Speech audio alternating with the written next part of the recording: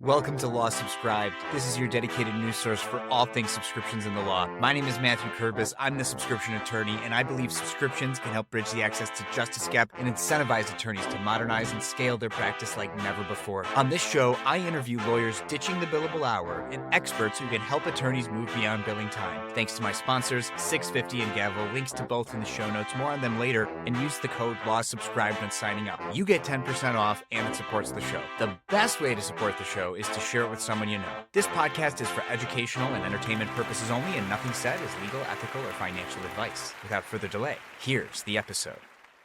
Kimberly Bennett, thank you so much for being here on Law Subscribed. Thanks for having me. Yeah, and I'm so glad that you're here because my journey on the subscription model happened late 2018, where the idea just sort of dawned on me. I was thinking about something else and thought about subscriptions in law, and then I started to do my research on it. And it wasn't until the pandemic when I was attending copious amounts of CLEs and other sorts of Zoominars, as I've come to call them. And at one of these CLEs, some presenter, and I don't even remember what the topic was, but she brought up how when she thinks of subscriptions and legal practice, she thinks of Kim Bennett. And I don't even remember anything else that happened in that presentation, because as soon as I heard that, I was like, I have to find this Kim Bennett person. And this was, I don't know, it was like mid 2020 maybe. And you were very easy to find. Thank you for that. You're welcome. and you were very easy to schedule a time to talk about the subscription model. And so we chatted, and you validified a lot of ideas that I had about it, and our conversation also opened up new paths for me to think about with the subscription model and other ways to apply it that I hadn't quite thought of before. And it was really after that conversation that the idea of engaging in journalism around the subscription model sort of formed for me, beyond just wanting to launch a subscription model for my own practice. And so when I finally figured out what I was going to do with Law Subscribed, I thought, well, this is the person I need to have on the first episode of Law Subscribed. And because I've already done some interviews and you tend to keep coming up, I think that this just makes so much sense to have you here. So I guess my first question for you is, how did you become known as that person? That's a good question. I'm not sure. I will say I've been on this journey for a long time, and I actually just kept really quiet about it. I didn't talk about it a lot, just did it. And I'll be honest, because there's a lot of naysayers in our industry that things don't work, you shouldn't do it. I knew I hated hourly. I had zero desire to do it after getting burned a lot by it. And then I had a couple of friends that started pushing me, like, just teach it, just tell people, talk about it more, because people were talking about it. And I was like, well, this is the practice model that I actually use. It does work. And I'm like, no, this is the model I use. It does work. And so that came up a lot in groups and conversations. And then I started talking about it a bit more. In 2018 is when I started teaching and coaching it. So I think the elevation of teaching and coaching it and really sharing my model is where that ended up probably taking off even more. So then give it just a brief introduction of yourself and your practice and what you're doing now with the subscription model. And I know you do so much more, and we will get into that. Sure. So I run a brand strategy law practice, which means that we really help CEOs and executive teams transform the world by leveraging their IP portfolio and really building out equity aligned teams. And it's been a journey to get to that. I started in labor and employment. I didn't start in this space. And I started in a company, and I thought, how could I do a little more of that and really create impact? So that's what I do day to day in my practice. So I still practice, still run this model, and I serve clients that are established, that have been going a little bit, to those that are really like multi-million-dollar and above. So was it at this company that you worked at when you first thought of the subscription model for law? Was it you were practicing law when you first thought about applying the subscription model? When was that? Yeah, it was after I left the company. So when I worked in-house, we didn't bill for time. We billed out to our line of businesses, but it wasn't in the way that firms did. This was pre-market crashing in '08. So I was working in a company, market crashed, And when I left the company in 2010, it was like, well, what do you do? And I went into private practice the way that people told you to go into private practice, did a lot of the traditional ways. Initially, really thought I needed tech to do more of what I wanted to do. And then while I was practicing, like I said, I lost a ton of money doing hourly. And I said, there has to be a better way. And so I pitched a client who I was already working with. And I said, hey, what would it look like if I did this for you at this cost?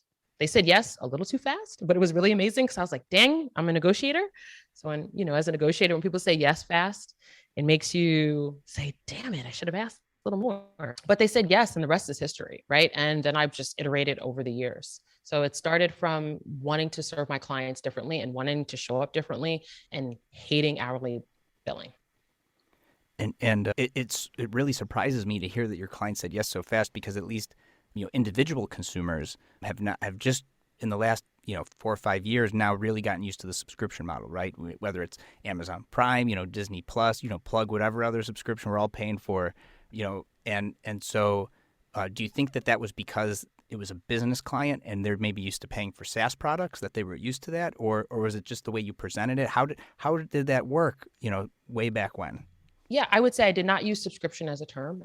That is not how I viewed it. It was just presented, what if I work with you ongoing without us thinking about hourly, and we just worked in this way? So I think it's a bit of how I presented it. We did have a relationship, so I'm not going to discount the fact that we already had a relationship. And also, I think they were open to what it looked like working with someone ongoing. That's what they were looking for. And I think predictability is nice to know, like, oh, I could just pay this and I don't have to worry about other pieces. They worked with other attorneys. So it wasn't that they were new to working with attorneys. So I think all that combined, and I'm sure being in business, it made it a little bit easier too. Yeah. And it's one thing, like when you're in it, especially as long as you've been in it, to understand the benefits of the subscription model. And since I've been researching it, and obviously I'm biased, I think it's going to change the profession for the better for the future and the clients, right? But let's try to break down what's your perspective on what the actual pros and cons are of this model. What works really well given all your experience, and what hasn't worked, and how have you what have you tried to do to fix those shortcomings of the model? Yeah, I think what works really well: transparency, predictability on both sides, right? What works really well if you scope the work. What works really well if you don't overpromise, right? I don't think that's purposefully done. I think we are just used to, as professionals, as service-based professionals who happen to be lawyers, of just saying, we're going to do a divorce, we're going to draft a document. But like, what does that actually mean? No one understands that. So we use language that really doesn't resonate with the clients that we're working with. What doesn't work well, doing it in hourly. And I know that because I did it, right? Because the journey to me going to a flat fee and understanding subscriptions truly are flat fees, ongoing month after month or whatever term that you've decided, is because I was doing it initially like, okay, so it's a month. That is still just repackaging hourly. So it's really moving off of that mindset. I think there are some practice areas where maybe you have to rethink how you're showing up for the client. So it might be a supplement versus being like the main piece. A lot of people tell me, well, do it in so many practice areas. It's just rethinking how you show up for the clients. I think if we always it's not a reactive model, right? So what doesn't work if you're only sitting in reactive? Sure, you can do that, but really the goal is to empower clients and be more proactive to the extent you can. If you're a litigator, there's still proactive steps you can take, right? Not everything's going to be, but there's still ways to approach it. So I think it's really shifting away from how we were traditionally taught to think, and moving to much more of a proactive, client-centered, doesn't mean client only, but client-centered model. And I think it's really important you said the proactive piece, because one of the analogies that I've tried to use to help sell the idea is it's like the gym membership, right? Where, and that's, you were talking about scoping the work, right? So if everyone came to the gym at the same time who's a subscriber to the gym, there's not enough equipment for everyone, right? There's only so many hours in the day. You can't service maybe all of your clients if you really scale your subscription model, for legal services. But it's about being proactive, where a gym doesn't have to be proactive, right? They're sitting back, making money. People may or may not come to the gym. And I even thought of this as on the fly right here.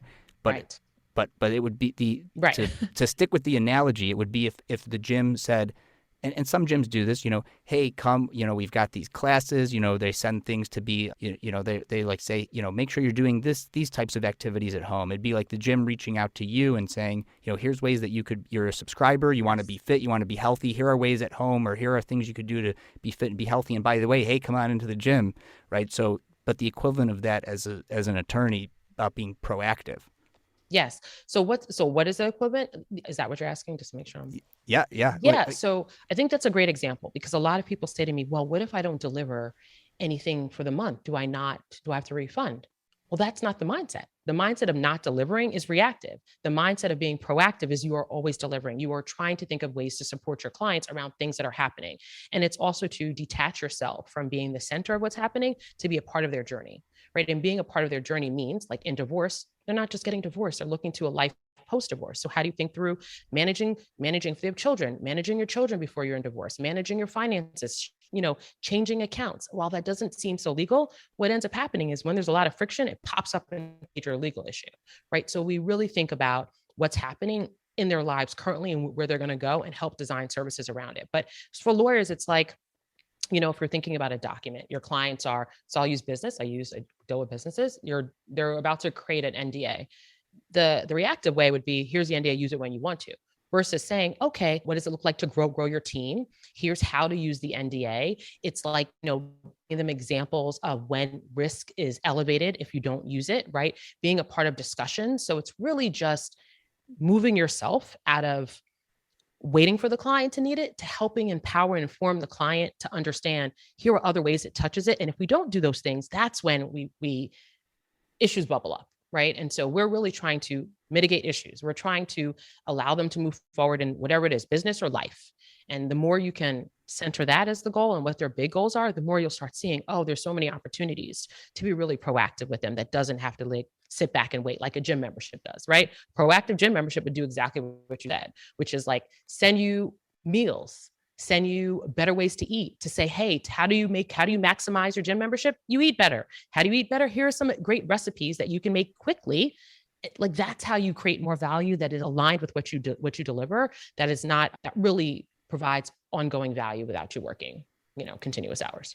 Yeah, and the takeaway is not go and start a gym and do these things. Although, Kim, you and I, after this chat, may have to have a conversation about that. Hello. Or if you're a gym owner, we just gave you a lot of like examples of how you can make your gym membership way more valuable than me just going to the gym, right?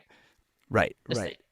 And even though mostly lawyers are listening, potential clients, this is the sort of value that Kim provides goes beyond just the IP work that she does for you, right? And that's something that I want to touch on next, which is when your clients are not paying you by the hour, they're not afraid to call you. And some of what you're talking about here is, being a strategic partner, which you could do if they're paying you and you're earning that fee as opposed to sitting back and waiting for it to be earned, right? Am I onto something there?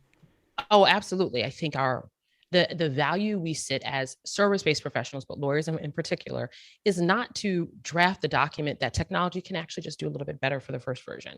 It is to really be the issue spotter, the advisor, the counselor, the workshopper, right? To help them strategize on what's happening and to help develop plans and be more of the experimenter, right? Because there's no guarantee on any path that we take. It's all an experimentation. It's all experimentation. So, right. I mean, the best things that my clients tell me is that like a few things. One, they tell me they are surprised that it feels like I'm a member of their team, or like we're a member of the team, that we know so much about their business, right? The proactive piece of us is invested in knowing what they're doing. And so they feel like whenever we show up on behalf of the client, they're like, who knew you were only here for, not full-time like someone else. But yeah, we get to be a part of conversations that I just don't think most lawyers are, because we just don't show our value in that way. And if we detach ourselves from hours, if we really think about proactive, there's so many more opportunities, whether you're in business or you're dealing with an individual, that you really can support them. And I think that's the opportunity that subscriptions provide. So you just touched on it, but I'd like to know more about what your experience has been with client response to the subscription model after maybe they've been on it for a time.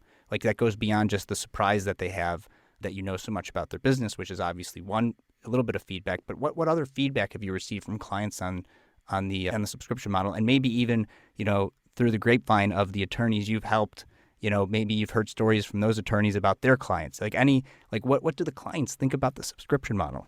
Yeah, they like the transparency, right? They liked feeling like when they pick up the phone, they're not going to get this obscene bill or like this obnoxious bill of like just bit after bit. They like being able to have that person that they can ask questions to, they can workshop. They like having access to information that empowers them to make decisions so that it's not like the lawyer is the roadblock. The lawyer is just a part of the process, and they can access the information, or they can access education, or they can access the advice how they need to, when they need to. It's really feels like they're more in charge and control versus we being the control piece, and it's the partnership piece or some of the other pieces that I've heard. I mean, but clients also like just knowing they have an attorney to ask a question to. They like knowing that they have someone that they like newer. I would say I'm gonna say for businesses, newer business owners that are earlier in their journey. So they're just maybe crossed that first six figures and they're still learning things, and they just feel like they can move through pieces of their business faster because they have a strategic partner to support them. The folks that I know that I've worked with that are not attorneys, in fact, I also work with non-attorneys too. So I've helped like wellness coaches do some things. It's like giving their clients, well, I'll say for them, giving themselves back time to be more creative, right? To be more innovative in how they serve their clients, to think through like, how is this actually helping them do something? And then the clients on the other side feel like they understand more of what the service professional was doing. Because in the past, it always felt like in lawyer, there's a lot of like terms that make no sense. And now it's really helping them understand and then be empowered and feel responsible, or part of the responsibility for their business or their life. That not that they weren't before, but law isn't something to be scared about. It's something to help them achieve what they're looking to do. So those are some of the things I've heard at least. Yeah. And now I want to pull on that thread of, you've helped other, professionals or people outside of the legal profession, because, it's easy, and I know that when you start looking at the subscription model as a means of, of adapting your business to better serve the clients through all the ways that you've discussed, you start seeing how it could apply to everything. Mm-hmm. And then when you start looking at whether it's the legal profession or other professions, there's so many different ways to apply the subscription model. So whether it's just the same flat fee a month, a subscription plus additional flat fee, given all these different types of things, do you have different tiers for subscriptions? Like what are some of your thoughts on the different ways that you could implement it? What are ways that have been successful for you or that you've seen others be successful? Yeah. So kind of going back to the earlier question too, what doesn't work? I don't think it necessarily doesn't work, but if you're a small business and you're just getting started, I think offering multiple tier subscription is not what I would recommend. I really recommend going out with one, not because the multiple don't work. It's proven they absolutely do work. The issue is your bandwidth and the ability to market to multiple either client types or segments of the client. So, and for like the other industries that I worked with, a lot of them are service-based professionals that want to switch from hourly and move to a model where that's value focused. And so it's like, how do I realign what I'm doing to not have to always say, if I'm working, I'm making money, but I can always provide value. And those are some of the things we did. I guess then to take it to the next step, what have you seen work in ways of implementing the subscription model? So you said a tiered subscription could work, but maybe not when you're just getting started and you haven't figured things out yet. So like how many tiers, is a good idea? One or two or three? Yeah. Is it possible to have too many? Yes. Flat fee on top of subscription? So like what happens when somebody needs services outside of the subscription? How do you handle that kind of thing? Yeah. So, okay, great questions. And they all kind of go back to earlier questions. So tiers work. Too many tiers are too confusing. Take yourself out of being the one to deliver it and just the one to like, what works with Netflix? It's really simple. It works with Spotify. It's really simple. When you see like 10 subscriptions, you're like, which one do I choose? You're not sure. So that almost says to me that the business is confused, right? Like, who are you, why you need to offer so many? But I would say like one level in the beginning, and then you have multiple to grow into. So your subscription shouldn't stay stagnant. You're going to grow, you're going to learn, but there are different types. And I when I'm coaching and training, I talk about the different types, but like high level, there's like lead plus, and premium. That's how I title them. And it's one is like really they're all one to many at some level. What happens is as you grow, you become much more intertwined, more connected, more like a team member, the higher you get. And so the more customization you have, the more it's going to cost. It doesn't matter the level. If you want a subscription that's say like $95 a month, which it works. So my lawyers that are listening, $95 subscription works. You have to design it right? But it works. If you want a $95, you just know you need to hit a certain number to maintain sustainability, but it should be profitable from day one.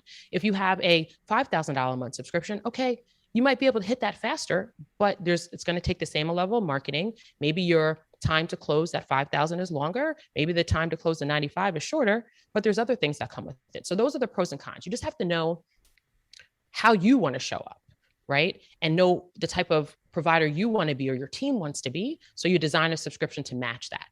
So when you talk about sustainability, that's that monthly recurring revenue that you can count on, right? As a business owner or as an attorney or whatever, you are. What are some of the ancillary benefits of having that sustainable income?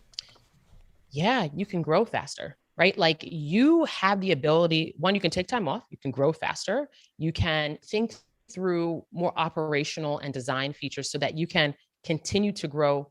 I think there's a level of profitability that becomes obnoxious. That's just my point of view, right? That if you go so far into profitability, if you're like 80% profitable, yeah, maybe there's something wrong with that number, right? But what it allows you to do is really figure out how do you detach hours from what they're paying you for and say, how do I give them more value? And so the more sustainability you have, the more you can think about how your team members show up, the technology that they're using, you take some downtime.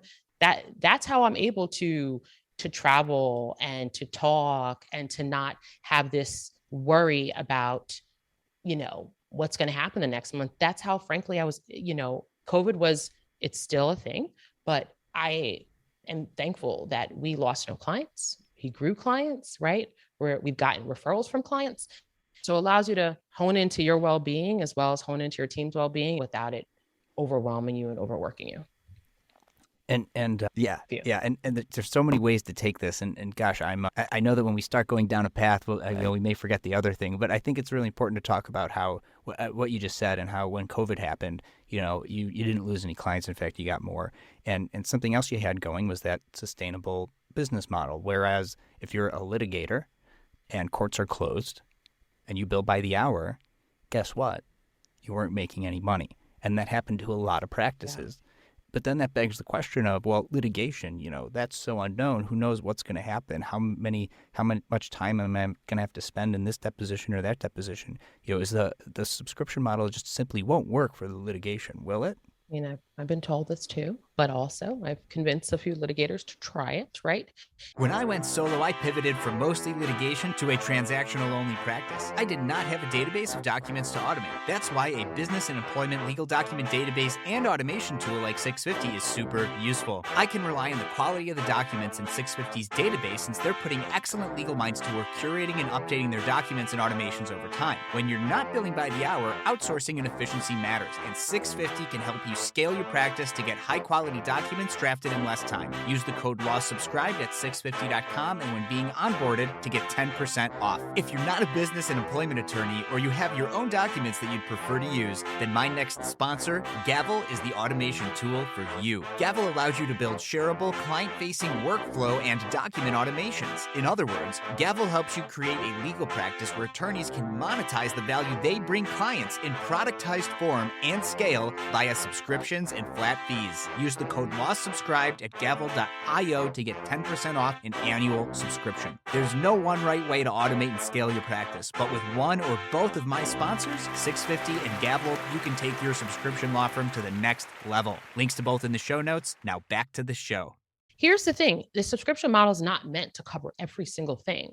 There are instances where if we're thinking about truly scoped work, it's outside of the scope. The transparency that you bring to your clients at the forefront and throughout the entire engagement is all about transparency. It's all about being very upfront. It's all about communicating. So you would tell your clients, I would challenge anyone that's telling me there's no predictability in litigation to take a step back and say, is that actually true? Right? At what point does 50% of your litigation process happen the exact same way? Well, that's predictability. We're not seeking for 100%. Very few things can be 100%, particularly if you're a service provider. Probably nothing is. Otherwise, you wouldn't be a service provider. But if we can take 50% of what we do, systematize it, process it out, and really say, how do I create this value for a client that doesn't look like me exchanging time, but saying, okay, I'm starting in the litigation. We know these things are going to happen. Sometimes move through that, but why wait till you're going to have to be in court to start prepping the client? Because you know what that does? That stresses them the hell out. Instead, you can really think through what that experience is like from the client side and start these proactive measures to support them. Because even if they don't go to court, they're more informed. They understand the process. They will listen to and trust you more. And so you start helping them understand and prepping them in ways that you maybe would have waited for just for it to happen. Let's not do that. Let's look at your data. What is your data saying? And then design a subscription that really follows what your data says. And if 50% of what you do is pretty predictable, well, we can create a subscription out of the 50%, and the rest of it, you design fees that you are transparent with the client, and you let them decide if they want to move forward in that direction. So you talked about systematizing, and really early on, you said how maybe a technology could do a first draft better than an attorney. So let's talk about systematizing it and using technology to do that. What should attorneys be looking for when it comes to technology to use to help systematize their practice so that a subscription model is easier to do? Yeah, I would think through what are the key elements to find the tool to allow for you to do that, right? There are going to be some core tools you're going to need. If you have a practice, you need some practice management tools, whether you're going to do your own project management you make it yourself, or you leverage one that is currently on the market. Of course, I will say I've spent the time now creating a tool. So there's also that, right? Where the thought is you want to make it easy and reduce the friction for your client to leverage the information, the education, the services, the generation of a document or whatever that you're offering them as part of their subscription. You want to make it easy for them and accessible and easy for you to deliver it. So you also want a tool that allows you to do that, right? That reduces any of the stressors that are typically associated with engaging legal services. Let's remove that and make it easy for the client to access it and make it easy for you to deliver it. And it doesn't require you to show up every single time to make that happen. That's what I would look for in tools. What is it that you're doing? If you're generating a lot of documents, you need some document generation. If you're having a lot of meetings, you need something to help you schedule meetings. If you're looking at, sharing information, how do you share it? And all that is how we ended up coming up with the tool that I have now. But that's what I would recommend. And we're going to talk about that tool because you won an award. But right before we get there, I do want to mention how you said it reduces stresses for the client. And I think you're absolutely right. Does it also reduce stressors for the attorney? Absolutely. Right. So here's what subscription does. Think about the conversations you have on email with your clients. Think about the conversations you have on email, on a phone call, or if you're in that deposition, that one-off conversation, and you're saying to yourself, every client I get asks me that same question, or a version of this pops up.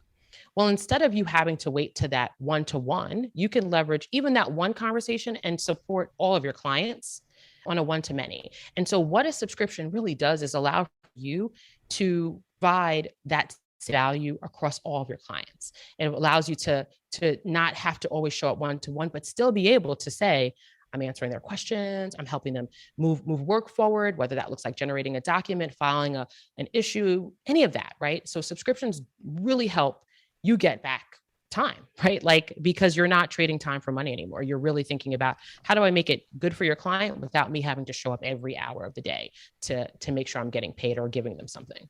And the ABA and other bar associations are now looking at mental health in the profession, right? And what are ways that we could help solve this problem? And some of it is just attorneys don't have time to meditate. They don't have time to read a book. They don't have time to do all these things. So perhaps the subscription model could be part of that solution to the mental health crisis being faced by the legal profession. I think there are plenty of areas that we need to shift. One of the biggest areas that I think has caused a lot of issues is the what's the word I want to say? The over emphasis and focus on hourly as the way to say that that's our value.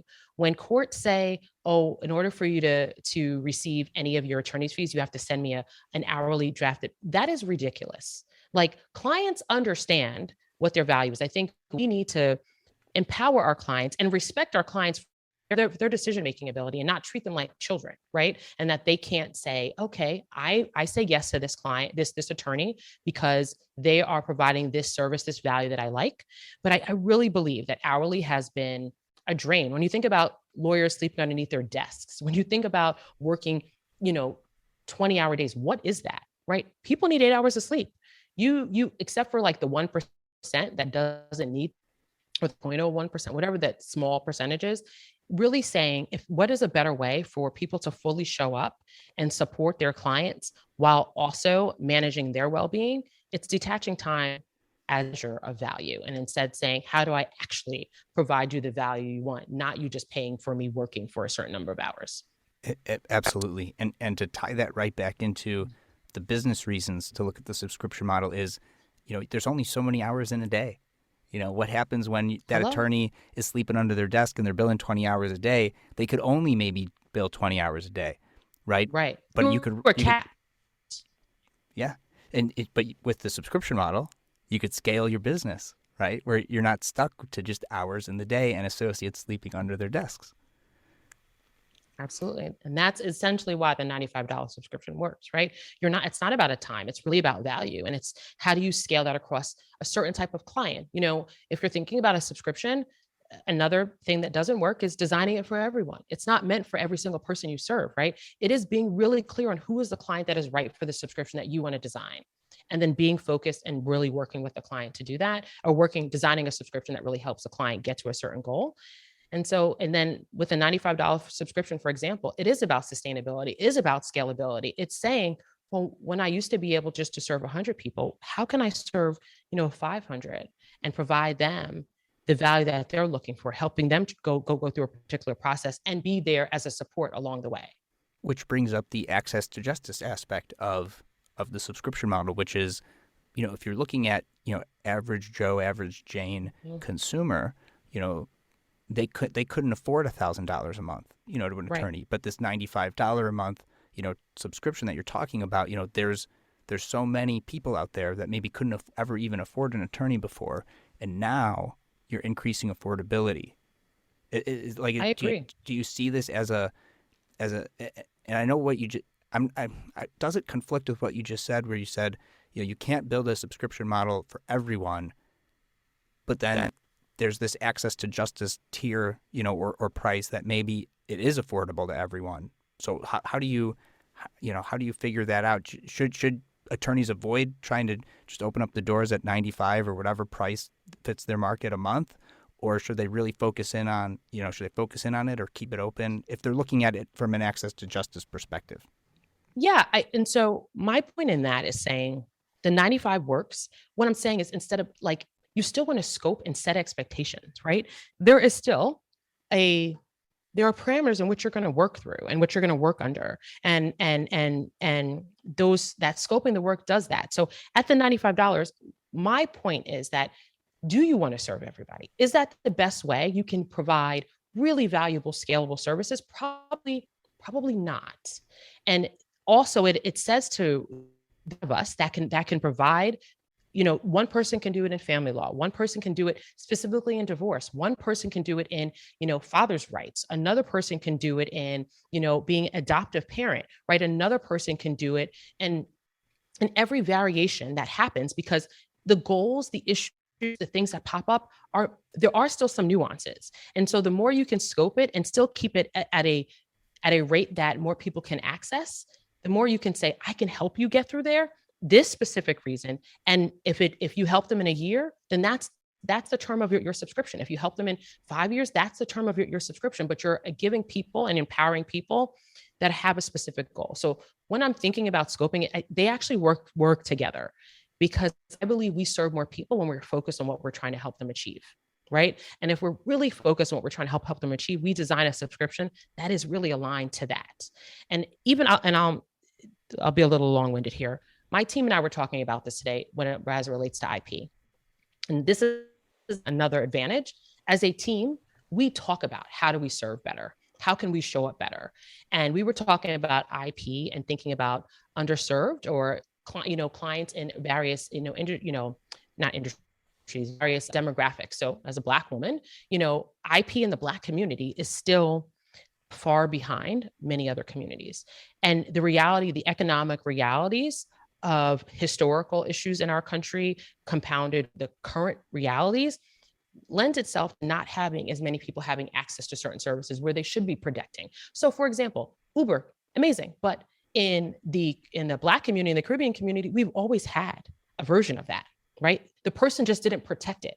So imagine if they had access to a service that they could pay $50 a month to start realizing that they had something that was protectable, that they can then scale and really change the scope. Does it mean that I'm going to be able to provide the same level of one-to-one? No, but that may not be what the person needs, right? You can still help them. And so having the ability to take a step away and say, how can I really achieve more equity, more justice in this industry, whether you're in criminal or IP or family or estate planning, there's so much need. And that's what I think this allows us to do, to really start honing in and how to serve clients and empower them to do some things on their own too, that the laws are for the people. And if they can't access it, then what is that really? So for me, that's what it looks like. On our team today, we were literally having that conversation on what our subscription would look like when we revisit to come back to a subscription that really provided more value to clients that maybe can't quite afford our $10,000 a month subscription. Okay, that doesn't mean I can't serve you. I can serve you in another way. And so I'm 100% on the value it brings to access to justice. Yeah. And just still pulling at that thread, there's like what I hear you saying too is we need more attorneys offering the subscription model, right? Right. Yes. Like that's what we need more. We need every attorney to stop hourly billing. Please stop. That's basically that's for the you, mission. For your clients. Welcome to Law Subscribed. That's the mission to inspire, but and to fulfill that mission, right? And to have more attorneys offering the subscription in the way that you're talking about, if you're a client, K Bennett Law, that's where you go. But if you're an attorney and you want to launch a subscription model, let's see, you've got the toolkit, you got the newsletter, you got a workshop, you got the collective, you got FIDU, as in short for fiduciary. Am I missing anything? I mean, you have so many offerings to help attorneys, right? Yeah, I mean, the workshop. I also have a course which isn't always frontward facing, but it's available too, that takes them through exactly how I've done it. But that's it, But even if you don't decide to do the things that I do, what I would say, just launch it. Pitch the thing to a potential client and see. It's probably your own thoughts that are telling you the client will say no. And when clients say no, it's because we've trained them that hourly is the way. If we just show them the way, there's a better way for you and for them that would really help them get to their goals. So yeah, if it's not through me, just pitch it. That's what I tell people. But yeah, we have the tool. I have the tool. I have the courses, and that's what I do in addition to my firm. And recently, within recording this, the tool just won a big award, right? You want to tell us a little bit about that? Yes. Yeah. Oh gosh, I'll tell you. So I'll take a step back and say, I have thought about what it would look like for what I do to be in a tech platform. Like, what would that be? I thought about it. And then about a year ago, it started to become a reality. And so myself and Blaine, we are co-founders of FIDU. And in August, we submitted to Clio's Launch Code competition, which is a developer competition. You have to be a Clio integration. And it's about, transforming the legal industry for all, as well as like making sure your integration with Clio is good. And so we entered, we just got in and we entered and we thought, well, let's see what would happen. And Blaine and I, we met before Clio, but after Clio a year prior, he pitched me on joining him. So this is all very full circle. And so we submitted to Launch Code, and then we got the notice that we were a finalist. And we're like, are you serious? Oh, wow. Okay. Now we got to get our pitch together. And then we pitched, and our pitch was last Tuesday. And then we found out on Friday that we were not only the winners of the pitch competition, but also Viewer's Choice. So we won both, which was pretty amazing. And I would say I'm super, a lot of people have trusted me to help them with their subscriptions. I'm not one to talk about who I've helped, they're doing their thing. That is for them. I'm just there to support them along the journey. And this is just the next opportunity for me to really help more people, in a tool, and to say technology is there to support you and to help you accelerate your impact and to help you amplify it. And we should engage it because it just makes it easier for you and your clients. And we can truly achieve this, ditching the billable hour and providing really value to transform the legal industry. And we won last week. So our big thing is, we believe what Clio did for the cloud, that we could do for client service and client experience, and that we can transform it by really helping people understand that there's a better way to show up. And that starts with no longer hourly billing. So Well, we won $100,000, which is amazing. So it really is. And I met Blaine back in the midst of the pandemic on Clubhouse, I remember, in like lawyer rooms. And I would love to have him on to talk more about Fidoo, and so we could really do a deep dive on that. But just, I'm almost done with you here, but I want to do one more question that's sort of a touching on what you were talking about serving these underserved communities. And I think it relates to what my experience has been so far, because while this is the first episode of Law Subscribed, I have been conducting interviews for the last couple of months. And something that I've seen that, I'm trying to understand it in context. And the context that I'm talking about is ABA releases data on the profession every year. And the 2021 data shows that what I'm calling the legacy model of law firms has failed women attorneys. It's failed attorneys of color. Right? There's more women going to law school than ever before, more than men, but still only 20% of leadership at the top firms are women, even less attorneys of color. And so, with the exception of one person I've interviewed, it's all women or women attorneys of color who are doing something with the subscription model and being innovative. And so my question to you is, why do you think that is? And also, is the subscription model, first of all, those systems broken, and it shouldn't be broken, and it should work for women and attorneys of color. I think we could agree on that. But why then are women attorneys and attorneys of color looking at innovative billing as a way to practice law? Yeah, well, I will tell you from my experience and who I've supported, by and large, it's mainly women, and by and large, it's a lot of women of color and particularly women. And I'll say this: I think we all know the system has failed us. There's been a lot of, for me, my journey into legal hasn't been terrible, but it hasn't been without bumps or like moments where you're like, seriously, is this what my colleague is doing? Right? Or must I continue to prove myself and show my value, and like always having to try to fit into a model that really didn't serve why many of us decided to become legal professionals, right? And I think this model helps you really think through a better way to serve. It brings back the creativity and the curiosity and the reasons why. I went to law school to have impact and access to justice. I really went to law school to impact juvenile justice, specifically Black girls in the juvenile justice system. Today, am I doing that in my day-to-day? No, but I really hope that what this model does is help me indirectly do that, and then be able to show up in other ways to do that too. But I think really what this is saying that we all knew the model didn't work for us. And we knew there was a better way to show up for our clients. And we knew that hourly was a model that was only sustaining certain people in our profession. And we were tired of it. And for me, that's what I was tired of it. I was tired of seeing me lose money. I was tired of like what felt like I was on a hamster wheel.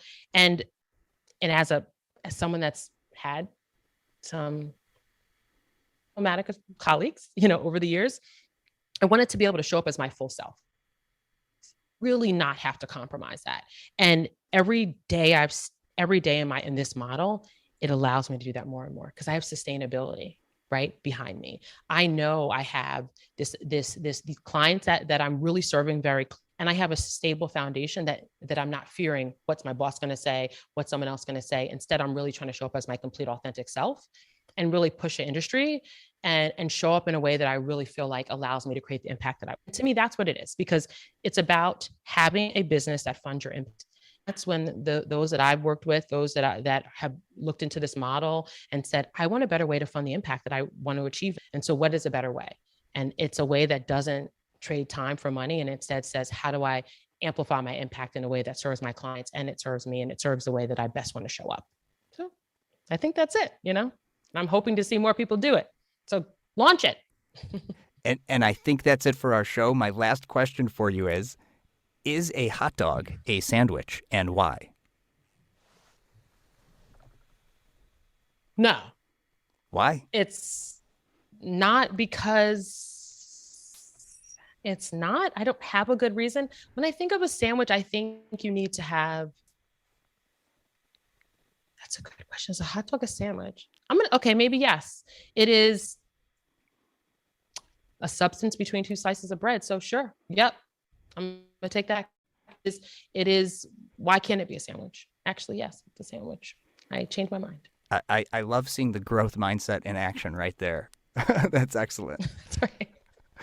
I had a limiting belief. I had challenged it while I was saying it, and I was like, actually, no, it is a sandwich. Love it. Thank you so much for being on the show, Kim. If people want to reach you, everything will be in the show notes, but where's the best place for them to reach out to you? Two places, KimberlyBennett.com or FiduLegal.com. Those are the two places if you're looking to subscriptions. Of course, my firm site is always there. All right. Thank you so much. Thank you. And that's our show. Thanks again to 650 and Gavel for being sponsors. The best way for others to discover this show is for you to share it with somebody you think would find value from it. Follow me on LinkedIn, since that's where I'm most active on social media, and click the bell towards the top right of my profile to get notified about all of my posts about this podcast and everything else I think is valuable for you to see. To get in touch, message me on LinkedIn or email Kurbis@lawsubscribed.com. All links are in the show notes. Until next time, this is Matthew Kurbis with Law Subscribed.